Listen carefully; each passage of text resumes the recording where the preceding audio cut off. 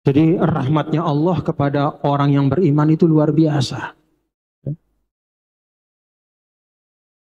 Kalau kata ulama, ada paling tidak 6 hal yang menunjukkan bahwa rahmat Allah bagi orang beriman itu jauh lebih besar daripada azabnya. Pertama, Assalamualaikum warahmatullahi wabarakatuh.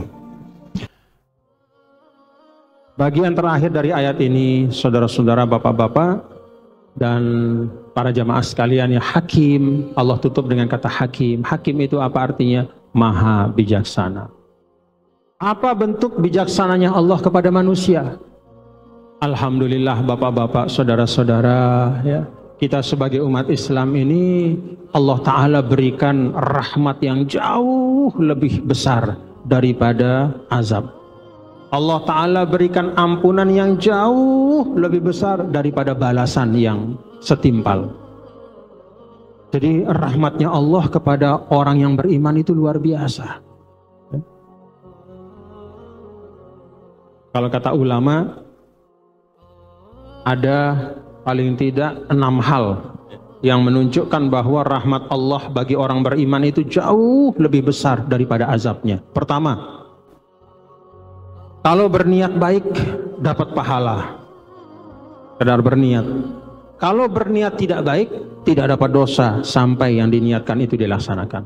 Man hamma bihasanah, ya, kataballahu lahu biha hasanatan kamilah.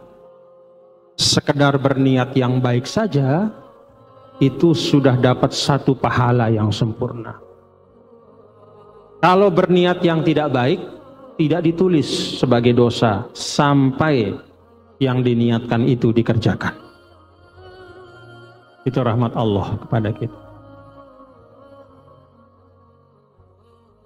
Yang kedua, kata para ulama, al-hasanatu bi asyri amsalihha ila 700 di'fin ila ad'afin mudha'afah was-sayyi'atu, ya, takunu bimisliha.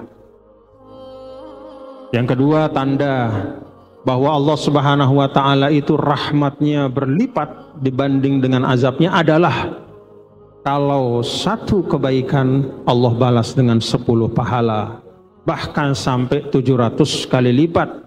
Bahkan ada amalan-amalan yang tidak ada hitungan kelipatannya, saking banyaknya balasannya.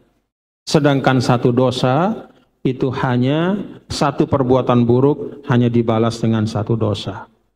Satu kali berbuat baik dapat 10, bisa jadi 700, bisa bahkan tidak ada hitungannya, saking banyaknya. Sedangkan kalau perbuatan buruk hanya dibalas dengan satu dosa. Apa perbuatan baik yang dibalas dengan 10 pahala? Itu perbuatan baik rata-rata yang umum yang kita lakukan. Ada yang dibalas dengan 700, apa itu? Sedekah. Jadi kalau sedekah itu, satu kali bersedekah itu dibalas dengan 700 pahala. Apa amalan yang satu kali dilaksanakan diberikan balasan yang tidak terhitung? Itu puasa.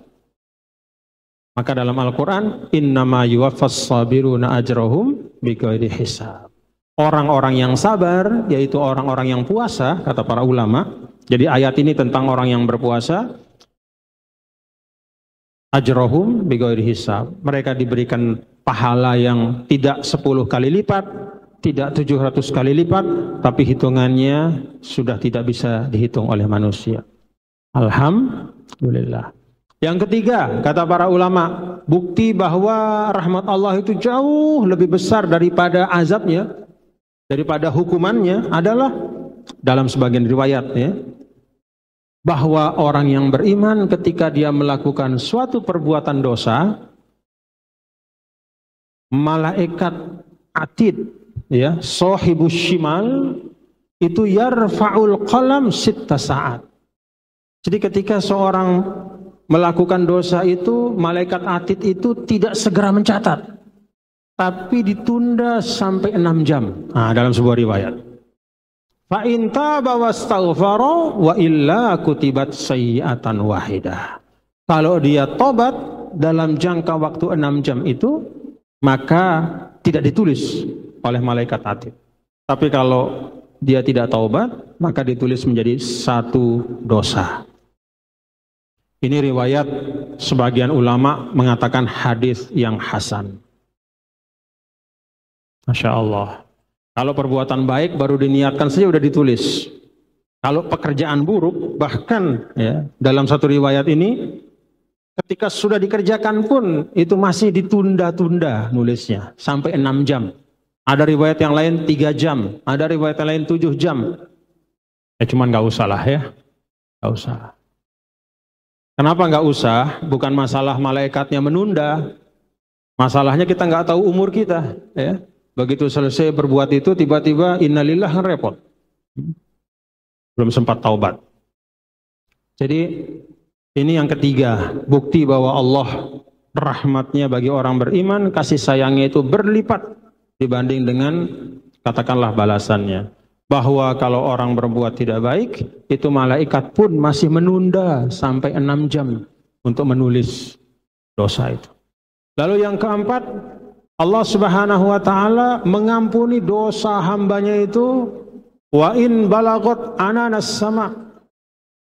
Dalam hadis qudsi Allah taala mengatakan, ya bna Adam innaka ma rajautani innaka rajautani wa da'autani ya illa ghafartu laka wala ubali.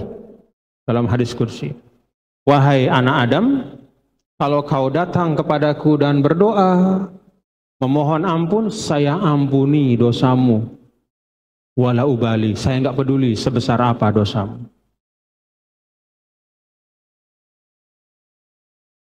Wahai anak Adam, kalau engkau datang kepadaku dengan membawa dosa yang balagot ananas sama, numpuk dosanya sampai ibaratnya menyentuh ujung langit, ghafartu laka wala ubali.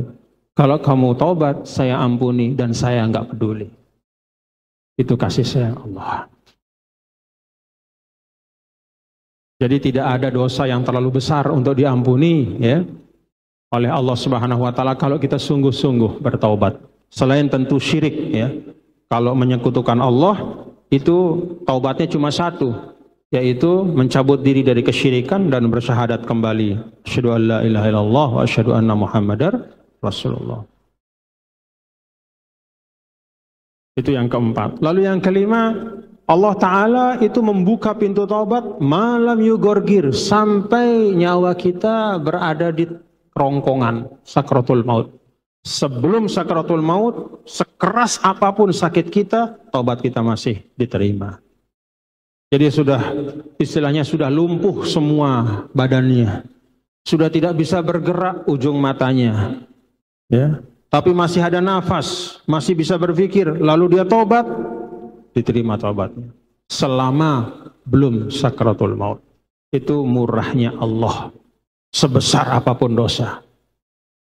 Lalu yang keenam, kata para ulama, Allah Subhanahu wa taala bahkan bisa jadi mengampuni dosa hamba tanpa taubat dari hambanya. Jadi hambanya itu tidak bertaubat atau belum bertaubat, Allah sudah ampuni. Karoman minhu wa tafaddula, karena kemurahan Allah kepada hambanya. Kalau kata para ulama, salah satu cara kita untuk membersihkan diri dari dosa ya, selain dengan taubat, kadang kita kan lupa mentaubatkan dosa kita ya. Misalnya kita berbuat dosa A, B, C, D, E, ada 5. Lalu yang kita ingat cuman A, B, C. Yang D, yang E itu kita lupa. Maka yang kita istighfarkan dan kita mohon taubatnya cuma 3, padahal ada 5. Lalu bagaimana yang 2 ini? Nah, yang 2 itu kata para ulama, ada dosa-dosa yang diampuni oleh Allah Subhanahu wa taala dengan sebab fi'lul hasanat, yaitu berbuat baik. Jadi isilah hari-hari kita dengan berbuat baik sebanyak mungkin. Karena siapa tahu Ada dosa-dosa yang belum sempat kita taubatkan, maka dengan perbuatan baik itu Allah ampuni. Innal hasanat yuzhibnas sayyi'at. Sesungguhnya kebaikan-kebaikan itu akan menghilangkan, melenyapkan keburukan-keburukan.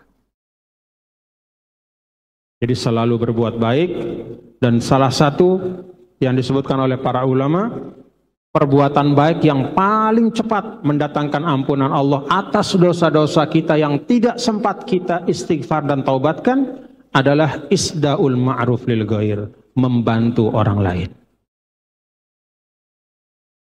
Perbuatan baik yang tidak hanya untuk diri kita, tapi terasa untuk orang.